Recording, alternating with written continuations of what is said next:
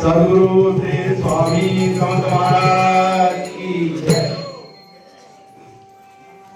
अनंत कोटी ब्रह्मांड नायक राजाधिराज योगीराज परब्रह्म सद्गुरु श्री स्वामी समर्थ महाराजांच्या लीला या आनंद आहे। या लीलांना कधीच अंत नाही, कारण की स्वामी महाराजांच्या कथेमध्ये एक गुरुचरित्राचा अध्याय सांगितला जातो की गुरुवरचा विश्वास हा दृढ असला पाहिजे। गुरु कधी आपल्याला रागवला, कधी काय बोलला तर गुरुवर रागराग कधीच नाही केला पाहिजे, कारण की गुरु जे शिकवतो ते शिष्याच्या कल्याणासाठीच असतं आणि गुरुवर विश्वास इतका दृढ असला पाहिजे की गुरुने जे सांगितलं ते वाक्य एकदम सिद्ध ठरत असतं जर गुरु विश्वास असला। कारण गुरुचरित्रामध्ये एक अध्याय आहे, दत्त महाराज संगमावर रोज स्नान करायला जायचे। स्नान करायला जात असताना त्यावेळेस अक्कलकोटला जे ब्राह्मण होते, 101 ब्राह्मणांचे घर होते, तिथे बडबड होते, 100 ब्राह्मण राहत होते, सर्व वेदोक्त होते, सर्वांना वेदांचं ज्ञान होतं आणि दत्त महाराज संगमावर राहतात आणि एक दारिद्र्य ब्राह्मण होते, ब्राह्मण त्याची दत्त प्रभूंवरची सेवा होती आणि त्याच्या घरी एक म्हैस होती। ती म्हैस वांस होती, कधी दूध देत नाही, म्हणून त्या म्हशीला तो रेड्याप्रमाणे वागवत असते, कोणालाही भाड्याने देत असते आणि त्याच्यावर जे पैसे मिळत असते त्याच्यावर त्याचा उदरनिर्वाह चालतो।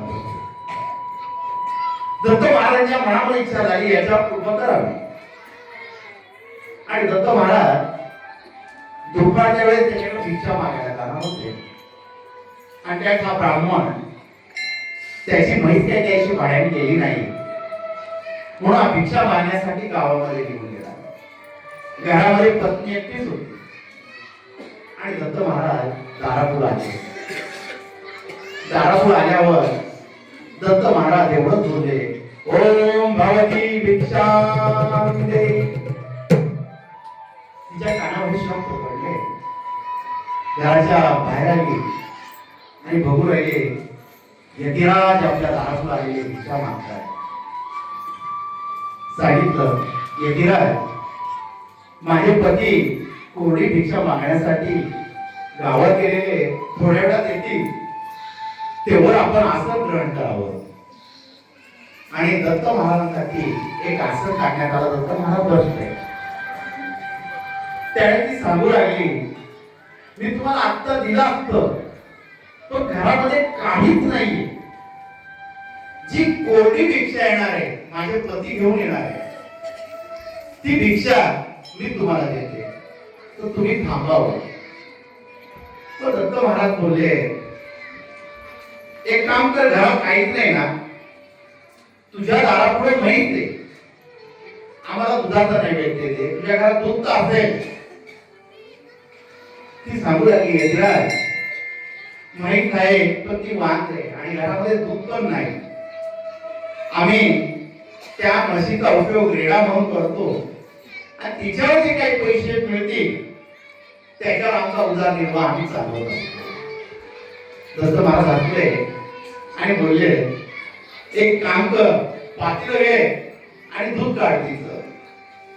दत्त महाराज, ती वांस आहे, आम्ही सांगतो जशी तुम्ही आज्ञा द्याल, जशी तुमची अनुमती।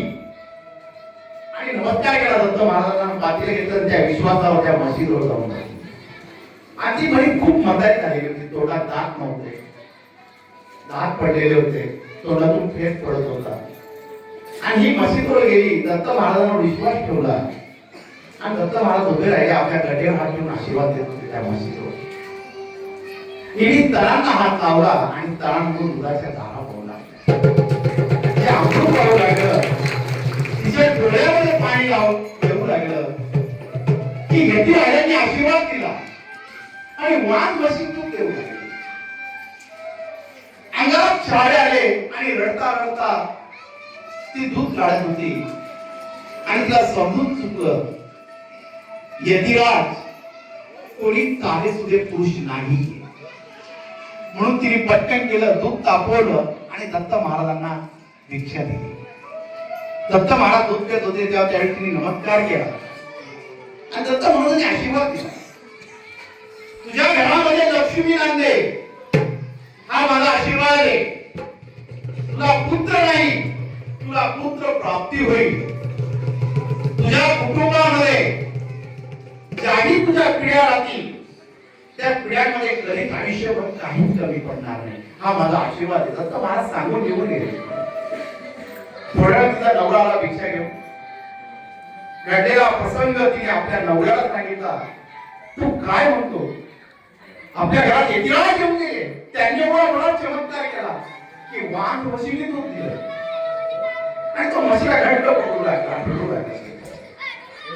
आणि आपण यतिराजांकडे गेलो पाहिजे. नवरा बायको संगमाच्या तीरावर आले आणि दत्त महाराज स्नान करून ध्यानात बसले.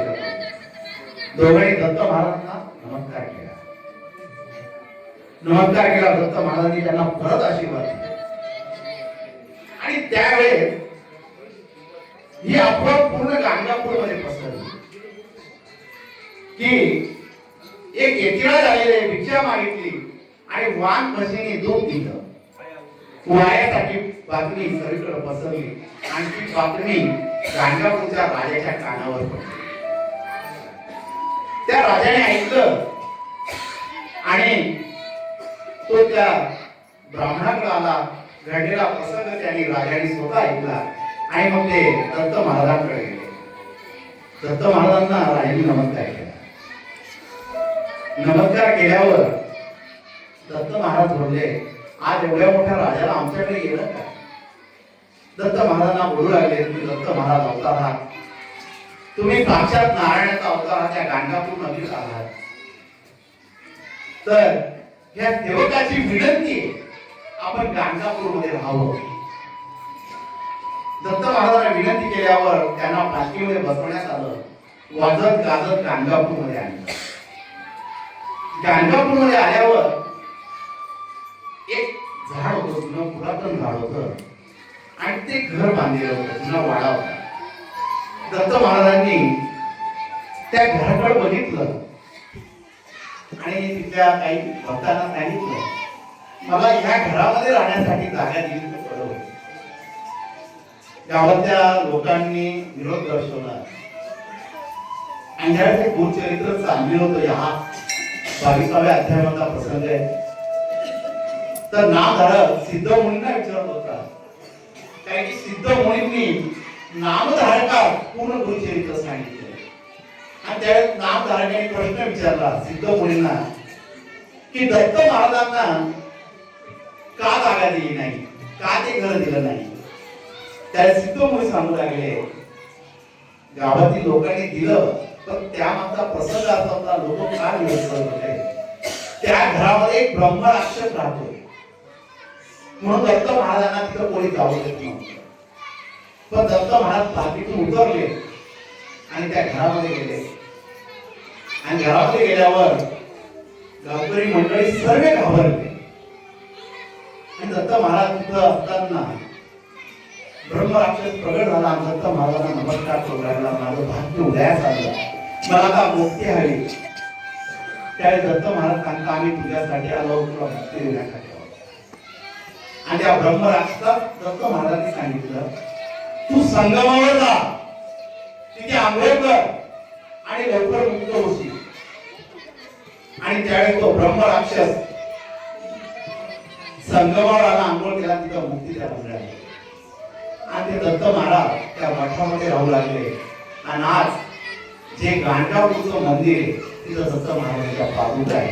जो मठ आहे गाणगापूरचा, एका आधी तिथं ब्रह्म राक्षस होता, साक्षात दत्त महाराज. म्हणून गाणगापूरची आख्यायिका आहे की तिथं कोणाला बाहेरची बाधा असली, काही असली. म्हणून आज सुद्धा तिथं संगमावर गेल्यावर कोणाला करणी असली, कोणात अंगात येणं राहतं, खूप गोष्टी असतात. तर संगमावर स्नान करून दत्त महाराजांचं दर्शन केल्यावर त्या बाधा दूर होत असतात. हे गाणगापूरचं महात्म्य या अध्यायामध्ये 22 आणि 23व्या अध्यायामध्ये. म्हणून आपल्याला जर काही त्रास होत असला तर आपण आयुष्यात जन्माला आलो तर एकदा तरी गाणगापूरला जावं आणि त्या संगमात स्नान करावं आणि दत्त महाराजांचं दर्शन करावं. सगळ्या आपल्या बाधा दूर होत असतात. कारण की हे जेव्हा गुरुचरित्राचा अध्याय स्वामी समर्थांच्या इथं चाललेला होता आणि अध्याय श्रीपुरीचा आपला श्रीधर ब्राह्मण ऐकत होता आणि श्रीधर ब्राह्मणाची खूप इच्छा होती गाणगापूरला जावं आणि त्याला पोटदुखीचा आजार सुरू झाला. त्याला पोट इतकं दुखू लागलं की त्यांनी वैद्यांना दाखवलं, सर्वांना दाखवलं, फरक काहीच पडत नव्हता. मग मनामध्ये इच्छा झाली आपण गाणगापूरला जाऊ आणि तिथं अनुष्ठान करू. म्हणून तो गाणगापूरला आला. अनुष्ठान बाजूलाच राहिलं आणि त्याला पोटदुखीची व्याधी जास्त होऊ लागली. तो मिळू लागला त्या गाणगापूरला. इतका त्रास होऊ लागला की त्याला समजत नव्हतं. तो दत्त महाराजांना विनंती करायचा, संगमावर जायचा, आंघोळ करायचा, औदुंबराला प्रदक्षिणा मारायचा आणि दत्त महाराजांचं दर्शन करत होते. त्या दिवशी त्याला झोप लागली शांत आणि पहाटेच्या दरम्यान त्याला दृष्टांत झाला. दत्त महाराज सांगू लागले, श्रीपुरीचं झाड, त्या झाडाचा पाला तोड, त्या पालाचा रस काढ, त्याच्यामध्ये सुंठ टाक आणि सेंदवा टाक आणि ते औषध पे, तुझी पोटदुखी बरी होईल. हा ब्राह्मण सकाळ झाली उठला. उठल्या त्याला स्वप्नाचा दृष्टांत आठवू लागला. दत्त महाराज माझ्या स्वप्नामध्ये आले आणि त्यांनी दृष्टांत दिला. पण आता श्रीपुरीचं झाड कुठे याचा तो पूर्ण गाणगापूरमध्ये शोध घेऊ लागला. कान्या कोपऱ्यात फिरू लागला. श्रीपुरीचं झाडच सापडत नव्हतं. श्रीपुरीचं झाड कुठे? दिवसभर थकला आणि एका झाडाखाली त्याला झोप लागून गेली. परत रात्री स्वप्नामध्ये दृष्टांत झाला. दत्त महाराजांनी सांगितलं, तू आता अक्कलकोट जा. तिथं आम्ही स्वामी समर्थ महाराजांच्या रूपामध्ये प्रगट झालो. तिथे आम्ही तुला श्रीपुरीचं झाड दाखवू. तिथं आम्ही तुझं मार्गदर्शन करू. ब्राह्मणाला सकाळी जाग आली आणि जाग आल्यावर स्वप्नामधला दृष्टांत आठवला आणि अक्कलकोटच्या दिशेने निघाला. पोटदुखी थांबत नव्हती, त्रास होत होता. 2 दिवस त्याला अक्कलकोट यायला लागले. ज्यावेळेस अक्कलकोटला पोहोचला, स्वामी महाराज विहिरीच्या कट्ट्यावर बसलेले होते आणि बाकी स्वामी भक्त खाली बसलेले होते. यांनी पूर्ण अक्कलकोट मध्ये शोध घेतला. स्वामी पुढे, स्वामी समर्थ कुठे, आणि शोध घेत घेत त्याला समजलं कृष्णाजी पंतांच्या घरी बाहेरची विहीर आहे, तिथं स्वामी महाराज बसलेले.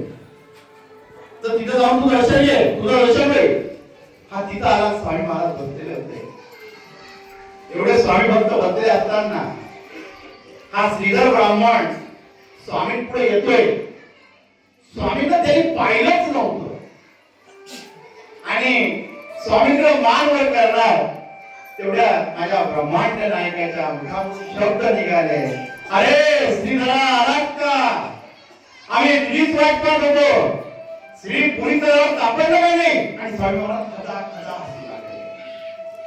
हा विचार करतोय, मी अक्कलकोट मध्ये नवीन आहे, मी अजून स्वामींना बघितलं नाही. मला स्वप्नामध्ये वृत्तांत झाला. दत्त महाराज सांगताय मी स्वामी समर्थ महाराजांच्या अवतारामध्ये प्रवेश झालो आहे आणि महाराजांनी मला ओळखलं. आणि त्यावेळी त्याला कळून चुकलं हे दत्त पुरुष साक्षात आहे आणि तो फक्त जाऊन स्वामीचे चरण घट्ट पकडू लागला. महाराज त्याच्या डोक्यावर हात फिरवतात, अरे भगवान होते काही हो, आम्ही आहोत, आम्ही तुझ्यासाठी होतो, तुझ्या मनामध्ये शंका दूर करणार आहोत. ओळख उचललं. अरे मग श्रीपुरीचं झाले, त्याचा पाला घे, त्याच्यामध्ये सुंठ टाक, सेंदवा टाक आणि तो उपयोग घे, झालं. हात जोडले, डोळ्यामधून अश्रू वाहत होते. स्वामींकडे बघू लागला. महाराज कसली पोटदुखी आता, आपण मला भेटला स्वामी, अनेक जन्माचं पुण्य मला लाभलं स्वामी, की तो पुण्याचा घाट मला भरला आणि मला ब्रह्मांड नायक मला भेटला. डोळ्यातून असून वाहत आहे, स्वामीकडे बघतोय.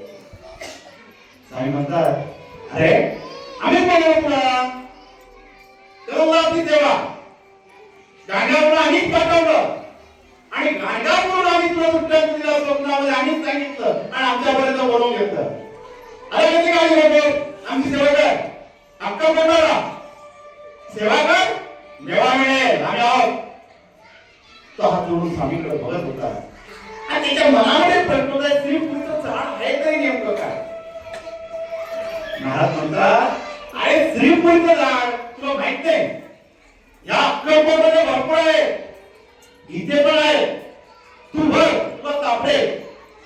त्यावेळी कडुलिंबाचं झाड तिथं होतं आणि स्वामी महाराज म्हणतात, हे श्रीपुरीचं झाड आहे, याचा पाला तोड आणि मुखामध्ये टाक. महाराजांनी त्या झाडाला स्पर्श केला होता आणि आज सुद्धा सांगितलं जातं, जे स्वामीने स्पर्श केलेलं लिंबाचं झाड आहे ते पाना अगदी गोड लागतात. त्याला श्रीपुरीचं नाव दिलेलं आहे. आणि त्याला तो झाडाकडे बघू लागला आणि महाराज म्हणताय, पलावर त्याला नसकाट सुंदरात सेजवाटाक आणि घेऊन घे. तो उठला, पाला तोडला, सुंड टाकलं, सेंदो टाकला, रस पिला आणि त्याला मधुर गोड वाटू लागला आणि क्षणामध्ये त्याची पोटदुखी थांबली. तो अनुभव त्याच्यासाठी फार वेगळा होता. स्वामी महाराज तिथून उठले आणि पाऊल टाकत टाकत चालू लागले. हा स्वामींच्या मागे पळतोय, स्वामी थांबा, स्वामी थांबा. स्वामी एक शब्द बोलते, स्वामी वटवृक्षाच्या छायेमध्ये येऊन बसले. सगळे स्वामी भक्त स्वामींच्या मागेच होते आणि हा श्रीधर ब्राह्मण सुद्धा पळत पळत स्वामींकडे. स्वामींचे चरण घट्ट पकडले. स्वामी महाराज, हे चरण आता मी कधीच सोडणार नाही, माझं आयुष्य आता या अक्कलकोट मध्ये जाईल. स्वामी महाराज, जेवढे माझा जन्म आहे, श्वास चालू आहे, तिथपर्यंत स्वामी महाराज मी तुमची सेवा करेन. माझा देह मी त्याग केला तरी मी तुमच्या चरणाजवळ राहील. स्वामी महाराज, तुमचे चरण मी कधीच सोडणार नाही. स्वामी महाराज त्याच्या डोक्यात हात फिरू लागले आणि सांगू लागले, अरे श्रीधरा, अरे त्यासाठी आम्ही तुला आमच्याकडे बोलवून घेतलं. आणि महाराजांनी त्याच्या डोक्यावर हात फिरवला आणि त्याला एकच आशीर्वाद दिला, मी तुझ्या पाठीशी. ती स्वामींची भक्ती, स्वामींचं ज्याच्यावरही प्रेम आहे तर स्वामी महाराज त्याला बोलवतात. कुणाला आनंदात बोलवतात, कुणाला दुःखामध्ये बोलवतात. आणि आपलं माणसांचं एकच आहे, आपण जो मानव जन्म घेतलेला आहे, ज्यावेळेस आपल्याला आनंद असतो, सुख प्राप्ती असते, त्यावेळेस आपण देवाला विसरून जातो. आणि ज्यावेळेस आपल्याला संकट येतात, दुःख येतात, त्यावेळेस आपल्याला किती कोटी देव आठवतात. आपण प्रत्येकाकडे विचारत असतो, आहे कुठे फरक पडेल. ज्यांनी जिथं सांगितलं त्या देवाकडे आपण जायला सुरुवात करतो. मग असे नसे तेवढे बाबा बिबा सगळे पाहून काढतो आणि शेवटी जिथं आपल्या हृदयाचं स्थान लिहिलं असतं, हृदयाचं नातं लिहिलं असतं आणि त्या गुरुकडे जाऊन बसतो, म्हणजे तो गुरु असतो आपला ब्रह्मांड नायक श्री स्वामी समर्थ. ही स्वामींची कृपा आहे. त्यांना ज्याला बोलवून घ्यायचे त्याला बोलवून घेतात. तो कुठेही असो, त्यांच्या कृपेशिवाय, त्यांच्या आशीर्वादाशिवाय त्यांच्यापर्यंत कोणी पोहोचू शकत नाही. काही जण स्वामीपर्यंत पोहोचण्याचा प्रयत्न करतात, पण त्यांच्या वाटेत अनेक अडचणी येतात, ते पोहोचूच शकत नाही. आणि काही जण मनापासून स्वामीला हाक मारतात, स्वामी त्यांना क्षणात त्यांच्याजवळ बोलून येतात. ही त्यांची कृपा असते. म्हणून स्वामीच्या कृपेशिवाय स्वामीपर्यंत कोणी पोहोचू शकत नाही. म्हणून आपण त्या ब्रह्मांड नायकाला कोटी कोटी धन्यवाद मानले पाहिजे की आपण त्यांच्यापर्यंत पोहोचलो आहोत, त्यांच्या समोर बसलो आहोत, त्यांचं दर्शन घेत आहोत. ही त्यांची कृपा आहे. त्यांच्या कृपेशिवाय त्यांच्या समोर सुद्धा कोणी बसू शकत नाही. आज आपण स्वामींची सेवा करतो. आपण पाहिलं तर आपली लायकी नाही, आपण स्वामींच्या पायाच्या कणाजवळ, कणा एवढं सुद्धा नाही, तरी स्वामींनी आपल्याला जवळ केलेलं आहे, त्यांची सेवा करायला लावलेली आहे. कारण की आपलं महाराजांशी नातं ते श्रीपाद वल्लभांच्या जन्मापासून. श्रीपाद वल्लभांचा जन्म झाला, नृसिंह सरस्वतीचा जन्म झाला, आता स्वामी समर्थ महाराज प्रकट झाले. त्यांच्या अवतारापर्यंत आपण त्यांची सेवा करत आहोत. म्हणजे आपलं नातं हे कुठेतरी जुळले गेले म्हणून आपण स्वामी जवळ आहोत, त्यांची सेवा करत आहोत. अशीच आपली सेवा स्वामींच्या चरणी चालली राहू आणि स्वामी महाराज यांच्या दरबारात आपल्याला कायम बोलवत राहू. म्हणून या ब्रह्मांड नायकाच्या दरबारामध्ये येत्या 28 तारखेला 1.25 लाख शिवलिंगाचा कार्यक्रम आहे. येत्या 28 तारखेला रविवारी सकाळी 8 वाजता 1.25 लाख शिवलिंगांचा संकल्प सोडण्यात जाईल.